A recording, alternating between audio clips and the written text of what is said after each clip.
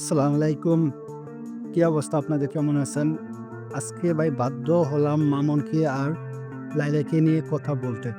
আপনারা অনেকে জানেন লায়লা এরকম কিছু কথা বলছে, যুব সমাজকে শিখাচ্ছে কি ভাই? যুব সমাজটা একেবারে ধ্বংস করে দিচ্ছে। আপনার বিশ্বাস হচ্ছে না ভাই?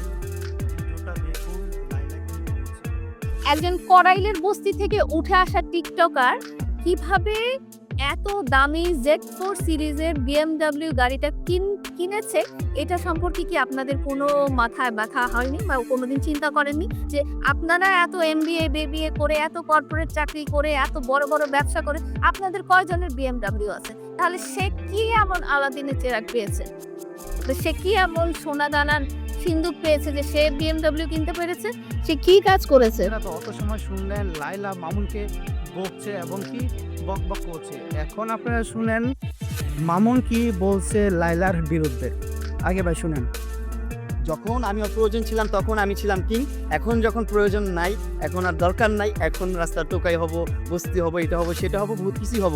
টাকা পয়সা হলেই মানুষ বড় বড় মনের উদার মনের মানুষ হতে পারে না। ভালোবেসে ভুল করেছি, একজনকে ট্রাস্ট করে ভুল করেছি, একজনকে বিশ্বাস করে অনেক ভুল করেছি।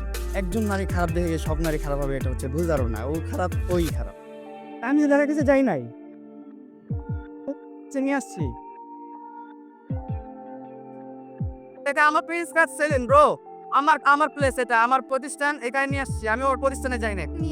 হ্যাঁ, মিলেমিশে থাকতে পারেন তাহলে আপনাদের জন্য শুভ কামনা।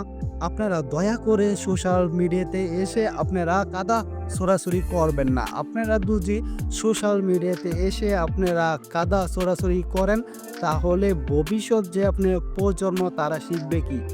আপনাদের কাছ থেকে শিখবে কি? আপনারা একবার ভেবে দেখছেন। আশা করি যেহেতু আপনারা মিলছেন, আপনারা মিলেমিশে একসাথে থাকার চেষ্টা করেন। তো দেখছেন অতদিন লায়লা আর মামুনের সারাসারি হয়েছিল, কিন্তু এখন দেখি সে লাউ সে কুদো, এখন দেখি একসাথে মিলে মিশে তারা কথা বলছে।